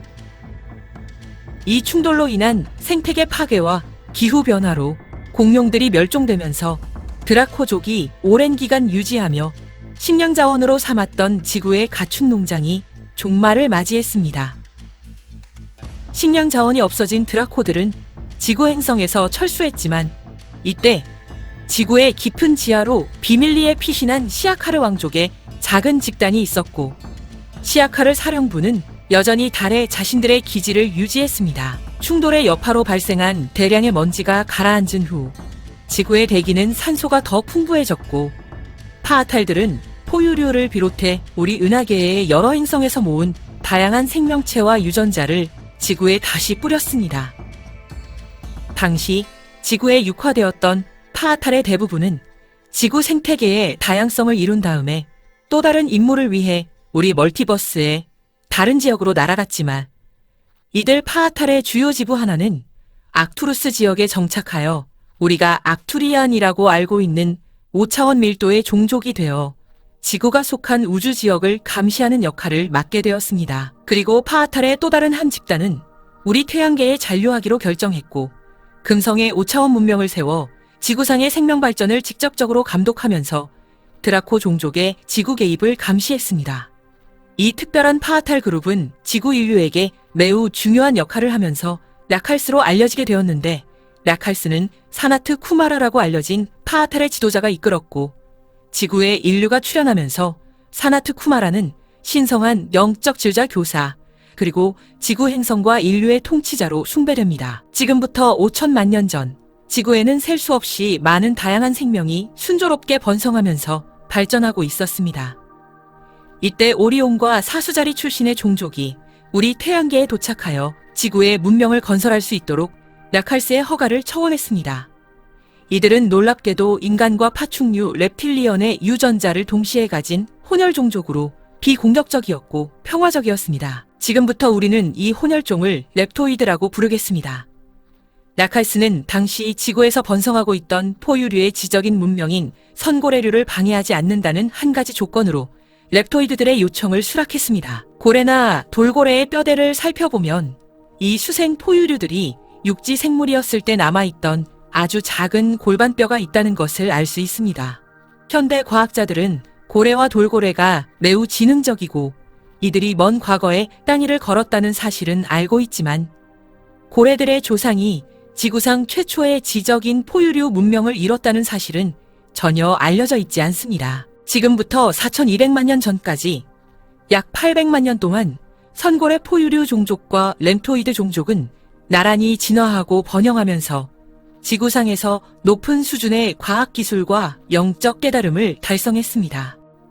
선고래 포유류 종족은 농업 생활 방식에 집중하면서 영능력과 초능력을 발전시키는 데 노력했습니다. 렙토이드는 기술 발전에 더 관심이 많았고 두 문명은 상호 이익을 위해 거래했습니다. 렙토이드의 기술적 발전은 선고래 포유류 종족의 농업의 효율성을 높였고, 렙토이드는 그것에 대한 반대 극부로 식량을 받았습니다. 그리고 렙토이드 중 극소수는 영적 발전에 대한 수업도 받았습니다. 오랜 시간 동안 지구상에서는 모든 일이 순조롭게 진행되었지만 결국 공룡 멸망 시에 지구의 지하로 잠입했던 포유류 인간형과 모든 포유류들의 적 시아카르들이 준동하기 시작했습니다. 시아카르 종족은 지상에서 벌어지는 일들을 전혀 좋아하지 않았습니다. 시아카르는 라칼스의 감시를 피해 자신들과 유전적 친밀도가 높은 지상의 렙토이드들과 접촉을 시작했고, 선고래 포유류 종족에 대한 원망의 씨앗을 뿌리기 위해 최선을 다했습니다.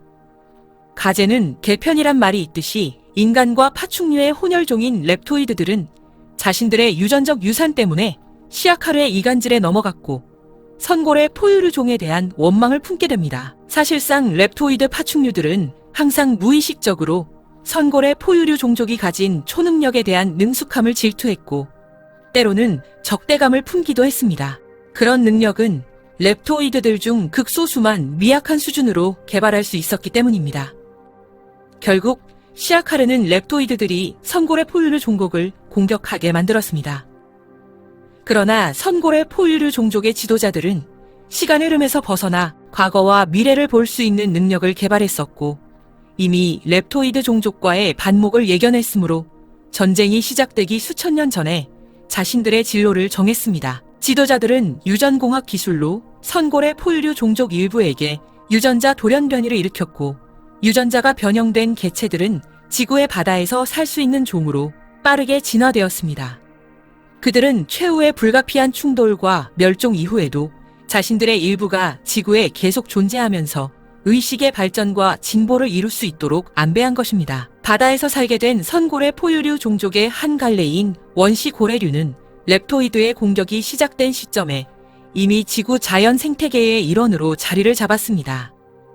선고래 포유류는 행성 간 우주선을 이용해 지구를 탈출하기로 결정했는데 아이러니하게도 이런 우주선은 평화롭던 시절에 렙토이드들과 함께 개발했던 것입니다. 선제 공격을 한 렙토이드 종족은 기술적으로 훨씬 더 진보했지만 자신들이 소유한 모든 강력한 무기조차도 선고래 포유류 종족의 물질 자체를 조작할 수 있는 정신동력에 맞설 수 없었고 선제 공격은 수포로 돌아갔습니다. 우주선을 타고 지구의 대기권을 벗어나던 선고래 포유류 종족은 집단적으로 정신 에너지를 모아 지상의 렙토이드 종족이 보유한 거대한 핵융합 시설을 뚫었습니다. 이것은 지구 역사상 최초의 거대한 핵폭발을 일으켰고 렙토이드들의 98%가 즉각적으로 소멸했습니다. 살아남은 2% 소수의 렙토이드들은 현재 우리 태양계의 화성과 목성 사이에 소행성대로 남아있는 말데크 행성으로 도망쳤습니다. 선골의 포유류 종의 지도자들은 이런 파국적인 결말을 맺지 않으면 시아카르의 조종을 받는 렙토이드들로 인해 지구가 다시 파충류의 식민지로 전락할 것이란 것을 예견했고 렙토이드 종족을 멸망시키고 자신들마저 지구를 떠나 지구와 그 안의 생명들이 어느 누구의 개입이 없이 스스로 발전하도록 배려를 한 것입니다. 지도자들은 사나트 쿠마라와 상의했으며 결국 모두 이런 결말이 지구에 가장 좋은 결과를 가져올 수 있다고 동의했습니다. 지구의 지하에서는 시아카르가 여전히 생존하고 있었지만 렙토이드 종족이 사라진 지구의 표면은 선골의 포유류 종족의 한 갈래인 원시 고래류와 그들의 자손이 번성할 수 있는 안전한 보금자리가 되었습니다. 이들의 자손은 오늘날의 여러 고래종과 돌고래종이 되었고 여전히 우리 지구에 매우 중요한 서비스를 제공하고 있습니다. 고래들의 집단 의식은 고대 시기부터 지구의 모든 기억을 간직해왔고 한때 지구의 의식장이 붕괴된 결과로 지구의 아카시아 기억은행이 완전히 사라졌을 때에도 평상시에 백업하고 있었던 그런 기억들을 다시 지구에 업로드하면서 보존해 왔습니다. 아카시아 메모리 뱅크는 아카식 레코드로도 불리는데 이것은 특정 행성에 살았고 살고 있는 모든 생명체의 생각, 의식, 감정, 행성에서 발생한 모든 사건들이 담긴 정보로 해당 행성의 전자기 중력장에 저장되어 있습니다. 실질적으로 고래와 돌고래는 컴퓨터의 빗대 표현하자면 외장 하드 드라이브 역할을 합니다. 지구의 메모리 뱅크가 손상되거나 지워질 때마다 이들이 백업된 정보를 업로드하곤 했습니다. 한편 렙틸리언의 사륙을 피해 라이라 항성계의 한 행성에 조용히 숨어들어 정착하고 기술적 성장을 거부했던 라이라인의 한 집단인 사자인들은 수백만 년에 걸쳐 진화했고 시간이 지나면서 자신들이 스스로 만든 기술적 금기 역시 서서히 침식되었습니다. 그리고 마침내 지금부터 2000만 년 전에는 몇몇 다른 행성으로 퍼져나가면서 원거리 우주도 탐사할 수 있게 되었습니다. 이 시점의 우주에는 사자인들로 인해 새로운 이주의 물결이 시작되었고 오랜 기간 폐쇄적이었던 이 고양이와 유사한 인간형 종족은 자신들의 주변에서 발전해온 수많은 인간형 문명을 발견하고 무척이나 놀랐습니다. 우주에 널리 퍼진 인간형 생물의 공통 조상은 고대 신화의 희미한 안개 속에서 잊혀졌고 라이라에서 최초에 창조된 휴머노이드 형태는 시간이 지남에 따라 환경적 진화와 유전자 조작을 거치면서 크기, 피부색, 의식 수준이 다른 다양한 종족으로 변했던 것입니다. 모두들 광대한 우주에서 새로운 인류 종족들을 만나는 것으로 여겼지만 실상은 공통 조상을 가진 동료 후손들을 만나는 것이었습니다. 그러나 이들 중 한 종족은 경악스럽게도 당시에도 변함없이 번성하고 있던 렙틸리언 드라코 종족의 왕족인 시아카르와 연합하고 협력 관계를 형성하고 있었습니다. 이 특별한 휴머노이드 종족 역시 먼 옛날 렙틸리언의 사륙을 피해 베가성에 정착했던 라이라인의 한 집단이었고 점차 오린까지 식민지를 확장하면서 아리안 유전자형을 가지게 된 종족이며 과거에 선골의 포유류를 공격했던 렙토이드 종족과도 친척 관계입니다. 아리안 종족은 렙틸리언들의 다른 행성 침략과 강제 식민지화에 깊이 공감하면서 참여했고 결국 인간형 아리안 종족은 렙틸리언들과 연합해 오리온 제국을 형성했습니다. 그리고 우리 은하계의 모든 인간 문명들은 이러한 오리온 제국의 원칙과 정책에 반기를 들고 저항하며 연합하기 시작했습니다. 마침내 여러 인간 문명들이 연합해서 행성 연방이 조직되었는데 라이라, 플레이아데스, 히아데스 성단을 비롯 이웃인 안드로메다 은하계에서 온 문명도 연방에 포함되었습니다. 그리고 우리 우주와 다른 우주들의 비물질적 존재들도 연방에 조언과 도움을 주었습니다. 연방에는 심지어 몇 렙틸리언 식민지 행성에서 의식이 매우 진화된 특정 종족 자원봉사자들이 예상치 못하게 합류했습니다. 어느 쪽에도 휘말리고 싶지 않았던 플레이아데스 출신의 한 인간 집단은 자신들이 거주하던 우주 지역을 완전히 떠나 우리 태양계의 화성이라고 불리는 행성에 정착했습니다. 그들은 화성에서 수백만 년 동안 살았고 훗날 우리 태양계 역사에서 큰 역할을 하게 됩니다. 화성에 정착한 이들 플레이아데이스인들은 지구에도 생활 영역을 확장했고 그 이후로 수많은 지구 문명 건립과 쇠퇴의 순환을 거치면서 머물렀습니다.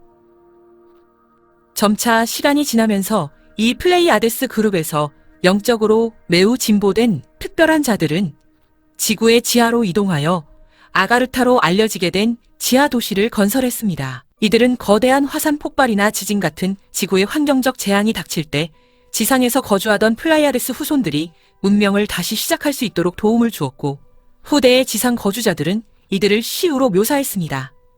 이들은 오늘날에도 지구의 지하에서 계속 존재하고 있습니다. 지금부터 1300만 년 전 행성 연방과 오리온 제국 사이에 심화된 긴장과 불안은 결국 끓는 점에 도달했습니다. 두 거대한 세력 사이의 우주전쟁은 처음에는 식민지 행성들을 놓고 벌어졌지만 점차 사고방식과 이념의 차이에 따른 갈등으로 증폭되었습니다. 이 전쟁은 단순히 인간형 종족들과 파충류 랩틸리언 종족만의 전쟁이 아니었고 행성 연방에는 인간형을 주축으로 인간형과 랩틸리언의 혼혈 종족도 포함되어 있었습니다. 연방의 편에 선 혼혈 종족들은 오랜 기간 드라코 종족에게 예속되어 고통을 받았고 랩틸리언들의 행성 식민지화와 지배를 거부했습니다. 드라코 종족의 편에도 역시 아리안 종족을 포함한 몇 인간 종족, 랩틸리언 쪽으로 기울어진 인간과 파충류의 혼혈 종족이 연합해 거대한 오리온 제국을 형성하고 있었습니다. 행성 연방과 오리온 제국 사이에 벌어졌던 이 전쟁은 오리온 전쟁으로 알려졌는데 대부분의 전투가 오리온계와 그 주변에서 일어났기 때문에 이런 이름이 붙었습니다. 수십 년간 지속된 전쟁에는 간혹 휴전과 산발적인 평화의 시기도 있었지만 폭력과 절망, 갈등의 경험은 끊이지 않았습니다. 1200만 년 전 시리우스 항성계에는 전쟁의 여파로 파괴되거나 황폐해진 자신들의 행성에서 도망쳤거나 전쟁 그 자체로부터 피신한 파충류, 인간형, 그리고 혼혈종으로 이루어진 난민들이 살고 있었습니다. 이들 중 인간형 종족의 난민 한 무리는 조용하고 안전한 장소를 찾아 우리 태양계까지 왔고 말데크 행성에 정착했습니다. 그리고 시리우스에 남은 난민들의 한 무리는 기나긴 전쟁을 끝내기 위한 창의적인 계획을 제안했습니다. 그 계획은 바로 오리온 제국의 왕족 혈통과 행성 연방을 대표하는 인간형 지도자의 혼인이었고 이로써 오리온 전쟁 종식과 평화 정착을 위한 공통의 통치 왕조가 만들어졌습니다. 이 새로운 왕조는 인간형 아리안 종족과 시아카르가 혼혈되었던 오리온 제국의 왕족과 행성 연방의 순수 인간형 지도자가 결합한 것으로 훗날 이들의 후손들은 지구에서 아눈나키로 불리게 됩니다.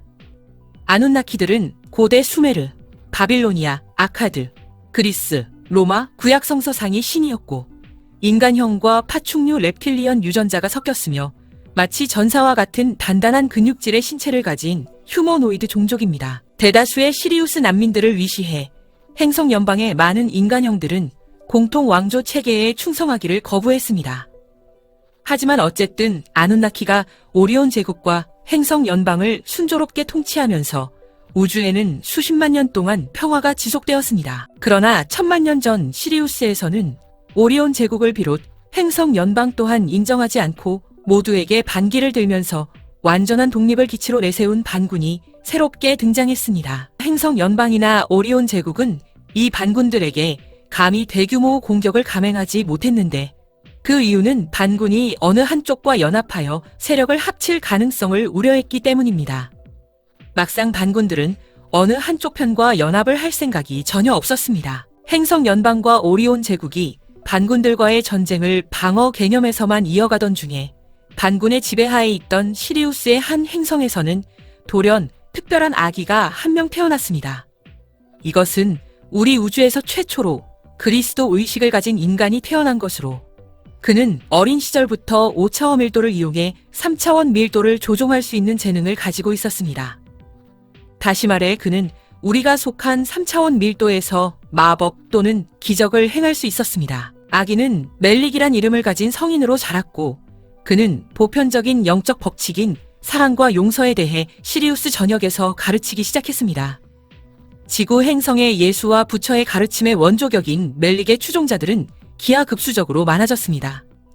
그는 시리우스 반군의 사고방식을 바꾸는 데 성공했고 점차 행성 연방과 오리온 제국의 사고방식도 바꾸는 데 성공했습니다. 마침내 반군과 오리온 제국, 행성 연방은 평화협정을 이루었고 그 결과로 향후 오랜 기간 동안 수많은 인간형과 하이브리드들이 더 높은 의식 수준으로 상승하는 데 성공했습니다.